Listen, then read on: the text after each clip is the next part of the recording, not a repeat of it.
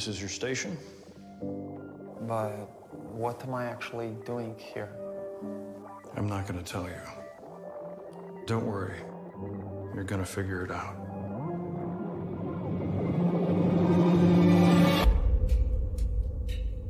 The last time I saw him, he was headed toward Devs. And then he disappears. Something bad happened to him. You know what happened to him. If you came for answers, ask me what you don't know. What is Devs? This is the only principle you need to understand. Nothing ever happens without a reason. Everything was determined by something prior. They're fanatics. We need the police. You want to take them down? It's impossible. You knew I was going to come here. The sense that you were participating in life was only ever an illusion. Life is just something we watch unfold.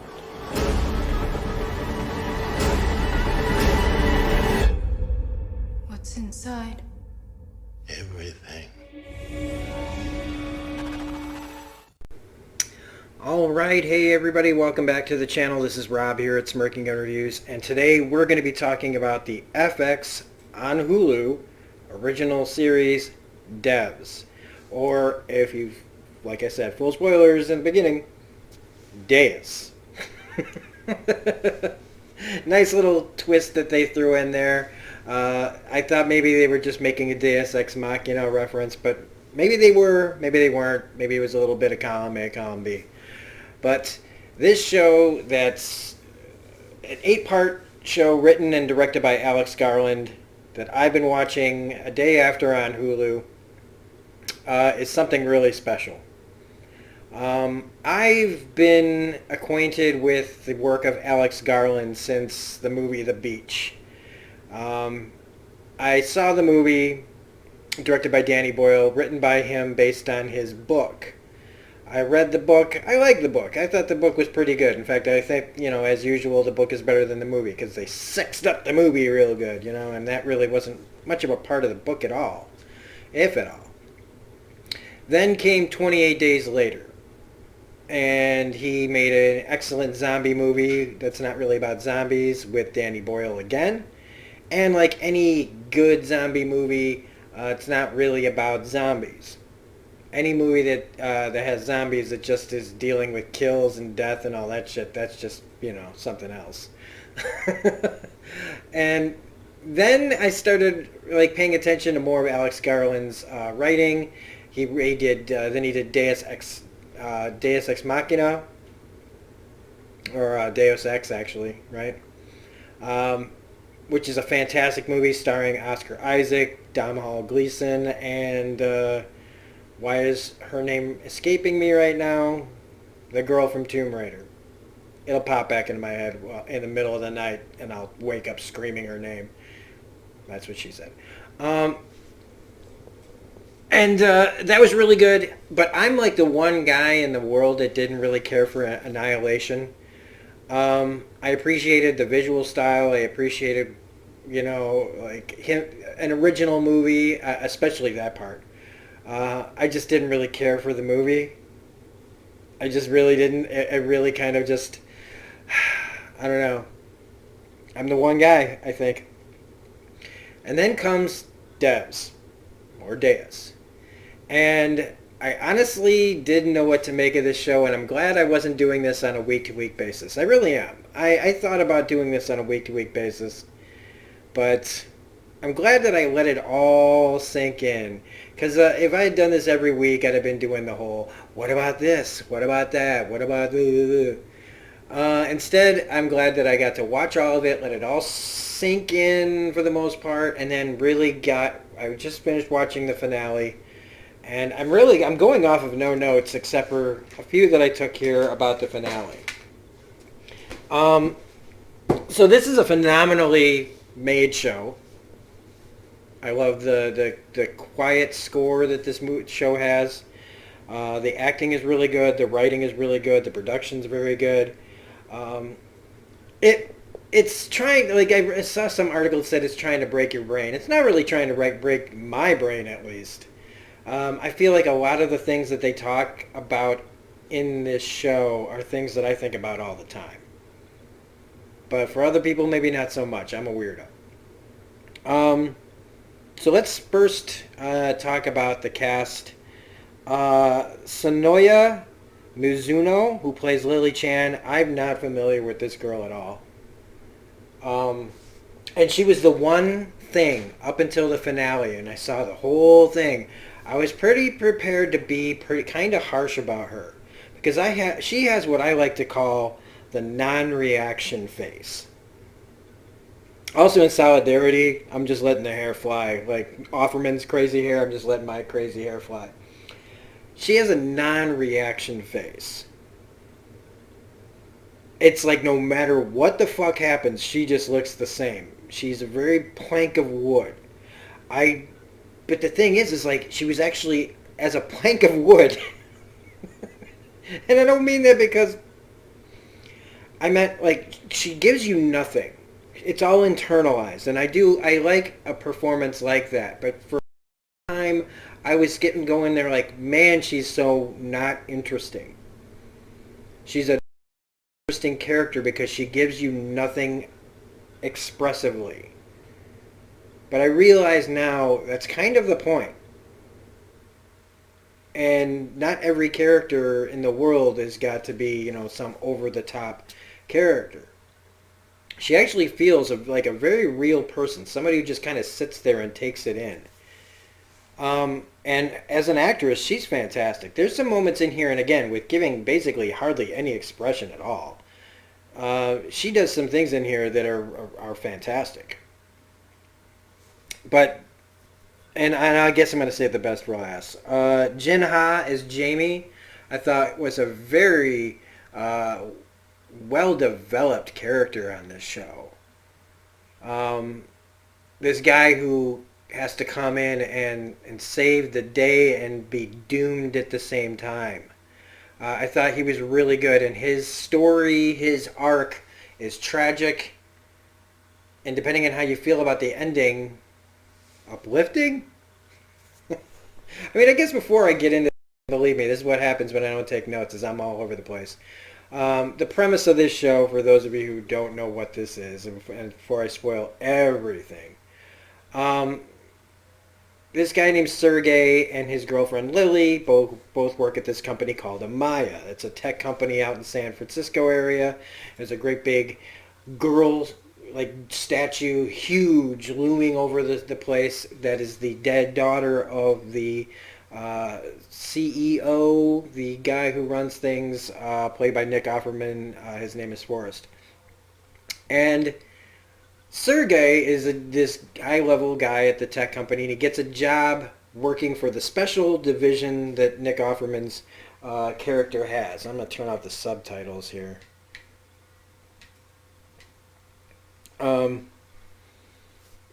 Where he's working on this very ultra-secret project.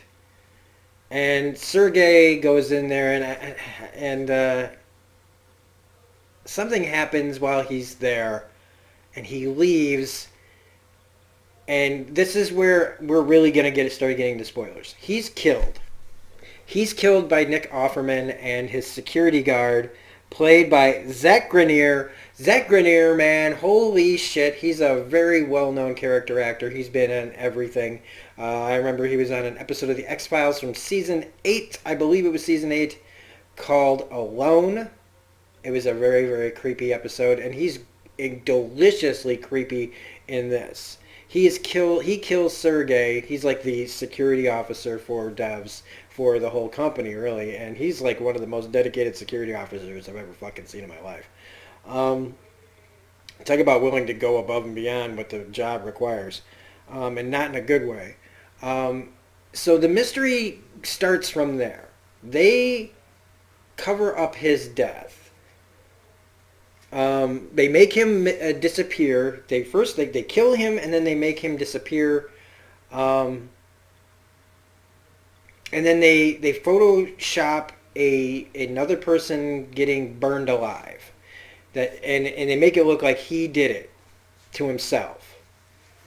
What you find out is they killed him because he's a Russian spy. And he's got a handler who also, like, I mean, this guy, Kenton, he takes out, like, the whole Russian spy unit, practically. Meanwhile, Lily, as a character, is trying to find out what happened to her boyfriend. Why did he set himself on fire? None of this makes sense. She thinks that it's the project that he was working on. And, like, we all know this. Like, these aren't things that you don't, like, are real major spoilers. And she thinks that Nick Offerman's forest had something to do with it, which she's absolutely right with. It's all the whys and how all the things and the layers that get peeled back, like what happens when she finds out with Sergei, like who Sergei really was. The fact that they're working on this, what's really going on at Deus is they're working on a system that can predict not only the past, but you can see the past perfectly. You can see the future. It works on predictions, but they're trying to go above that. They're trying to have absolutes. They're trying to develop something that knows everything, which ends up basically breaking everyone's brain on the show. Talking about, so that's the basic premise, is they're working on like a, Nick Offerman is haunted by the death of his daughter, and on the surface, like what's great about Alex Garland stuff is you can kind of break it down into a simple thing that turns out to not be so simple. Like in this, Nick Offerman's daughter dies. He's a tech genius. He comes up with this system. He hires all the best people in the tech companies in the world to come and work on this system so that he can see his dead daughter again. But more than just seeing her like in a film, having her in a system that could be accessed. And how he's willing to do anything to make this thing work, including killing Russian spies. That was one of the first things about this show that kind of was like, right away was like, how are you going to get sympathy for killing a Russian spy? Because see, the character of Lily is rightfully upset that her boyfriend is dead, but how are you going to convince an audience that even though murder is wrong, he's a Russian spy trying to steal American tech secrets? As an audience member, you kind of go, I don't really fucking care what happened to that guy. But the way that they present the rest of the information and showing like what is all involved and who's involved and what they're really doing, then you start to really, you don't sympathize with the fact that Sergei's dead. You sympathize with the fact that these people are playing God. And they need to probably be put in check. So Lily tries to figure out a way to stop these people. She goes to her ex-boyfriend, that's Jamie, and how this guy Kenton is trying to keep all the secrets in-house, threatening to kill anybody that gets in the way of them getting where they need to go with this huge project. Also on the show is Allison Pill, who you might remember from The Newsroom or Scott Pilgrim versus the World. She's really good in this, as well as Katie, the woman who's in Forrest's life, played by Nick Offerman, who's like one of the high-ups in the dev system. They're also sleeping together. She understands Forrest's pain, and she's basically like, she'll do anything for him too. Now, skipping a lot and skipping, a lot of different things that happen on this show, because I'm not going to say everything. We've covered the beginning, and then we're going to talk about the end here. So it's a fantastic show that I really didn't know how it was going to end, other than if it's a show about not really time travel, but like, what is life? What is the point of life? What if everything in the past was going to happen, everything in the future was going to happen? What if there really was no choice in our life? And I think I was thinking about that today, and I think about it a lot of days, where Forrest puts it like, we just kind of watch life unfold. We just watch life happen, and then it's just gone, and basically pictures on the screen. Like you're watching, like we're just living a movie but when it's over, it really doesn't matter. Like nothing we did was choice. Everything is predetermined, is what they find out when they get this system working. I know there are other interesting characters on this show, like Lyndon and Stewart, people who, to varying degrees, see things in the past and the future that bother them, that they end up having their own agendas. But in the end, this is Lily and Forrest's story. And by the end of the show, she's comes to Deus to kill Forrest. Just prior to this, though, she learns that basically nothing happens by choice. She starts to call things like a simulation, and he starts talking about like simulation and reality. What's the difference? So for all of you Matrix, conspiracy theorists out there, basically what ends up happening is, they create a simulation system where if you are in it, there's no difference between real life that we know right now, or do we, or a simulation. Like reality and simulation, what's the difference really if you don't know? And what is the matter? What is the matter of, what does choice matter if none of it is real? And they come up with all these different ways to just really screw with your brain on this thing. Like I said, I think about this all the time. I think about, what is the point of living? Because I don't really believe in an afterlife. So, I do like the idea of a simulation, of life being a simulation, that you just can go on, and you go on, and you go on, and you go on. And there are many lives, almost like a multiverse in a system. And that there are several, multiple lives that you could be living, that you live everywhere. You're not just one you anymore. So some of you are in hell. Some of you are having it hard. The one that they talk about in this, they happen to be living a good life in the simulation. Now I know you're going, I'm skipping a lot of shit. But what happens is, she goes there, he tells her that there's no way around what's going to happen. Which is, she sees herself take him by gunpoint, go into the electromagnetic, it moves to one section of the devs thing to the other. And in what she sees him shoot Forrest in the face, which was an incredible effect, by the way. I thought that this was an incredible, realistic death from Offerman here, how they did it. It was really, really cool. But in the simulation that she sees, or the prediction, she kills him, the pod falls. He dies he's already dead, but she dies after it crashes, and she crawls out. Presumably her legs are broken, but there's no blood. This was the part that I know people are probably just going to be chomping at the bit to tell me in the comment section, how did they actually die? Or how did she actually die? Was it the fall? Because she seemed to just kind of get up, and maybe that's just reactionary, like adrenaline, that you can just get up on broken legs. I don't know. But she crawls away, there's no blood, and then she dies. I don't know if it's radiation or heat or magnetics that kill her.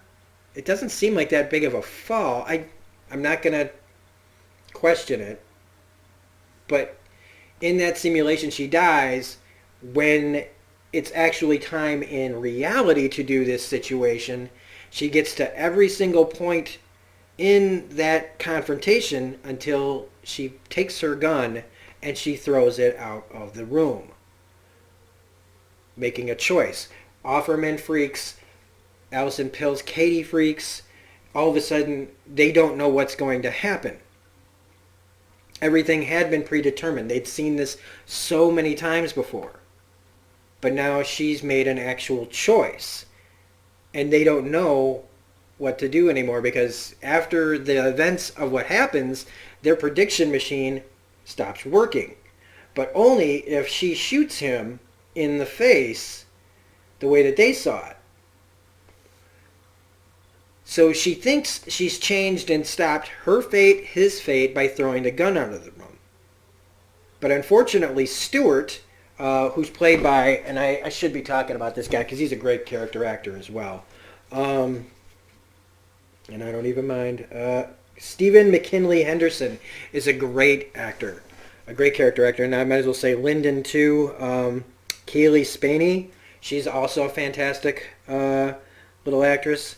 I shouldn't say it like that. I make it sound like I'm talking down to her. She's a great actress. I was really encapsulated by, because there's not a lot of people in this show. So your side characters do matter. And they have a lot to say, and they're really interesting. And I know I'm baselining them. But Stewart and Lyndon had seen a lot in the predictions that they were watching. And I think when she threw the gun out, he saw his opportunity. He was like, oh, this still has to happen. Whatever he saw, he must have seen himself doing this. And so he releases the pod from the electromagnetics, and the pod still falls. And both still die.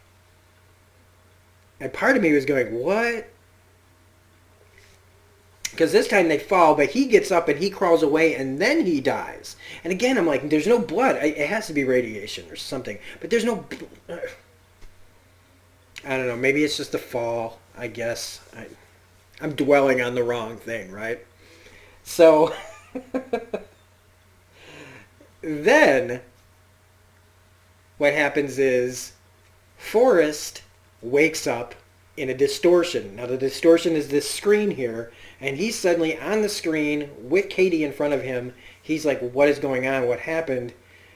Well, she made a choice, so now you're in. She figured out, she took information from their death and put them in the system. So now both Lily and Forrest are now alive in the system, in a simulation, in a never-ending simulation that, like he says, has so many different variables and variants, and there's so many different lives you're living all at once.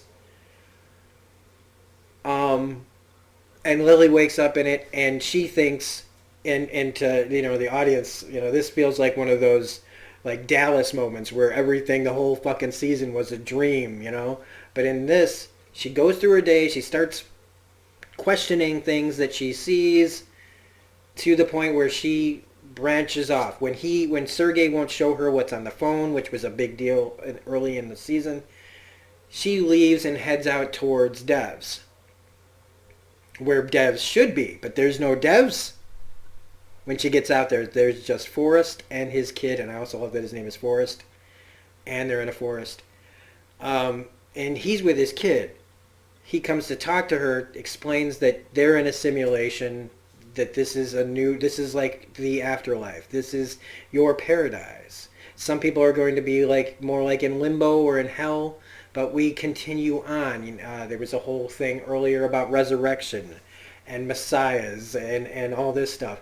And I know, I feel like I sound like I'm talking gibberish. Because this show is a lot. But they, for lack of a better term, are in a multiversal simulation in a system, in a computer system that now has to be kept on in order for them to keep going. And I love that Alison Pill at the end is talking to the government woman about keeping it on. And it ends. I don't know if this will have a second season. I don't want it to. I really don't want it to. It made me wonder, though, if the government steps in, how quickly will Forrest and Lily's simulation look like it does now? And if they decide to turn it off, I guess that's the end of them, too. Unless, they could figure out a way to get into the main internet. I don't know how this all would work. I'm not going to pretend that I have all the answers, because I don't. But let's see if I got anything else in here. Devs was really Deus, meaning God. It was a private joke. I do like that they changed the title card at the end to Deus.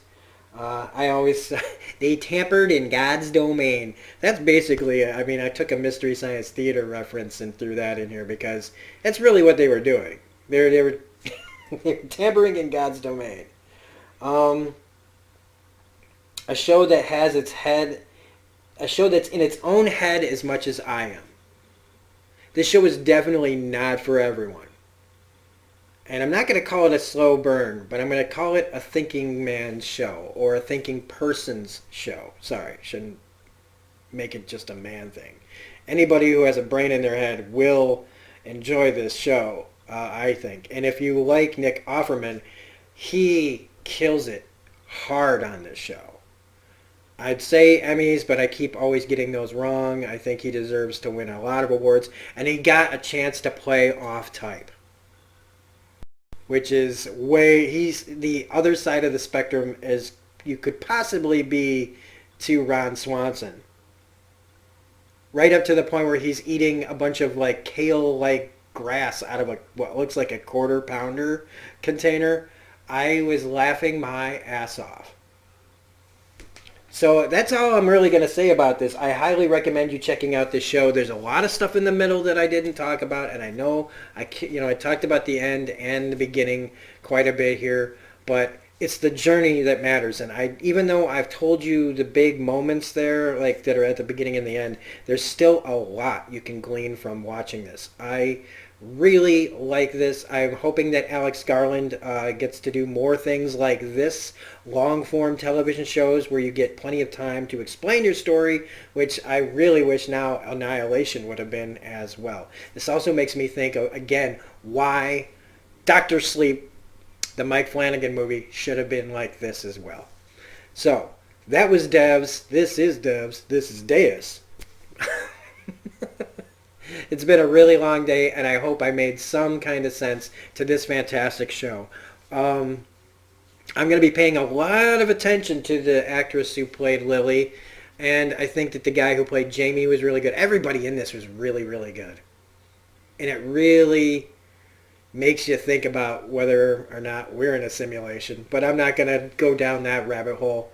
But it does also make you think about life and like, are there choices in life? Are things predetermined? But again, try not to, when you're watching this, try not to let it run your brain too ragged, because this show could potentially cause a lot of distressing feelings from people that watch it. But I thought it was amazing. So anyway, if you like this review, please hit the like button, comment, share, subscribe, hit the bell for all notifications. Otherwise, we'll be back with more content later. Have a good one. Bye.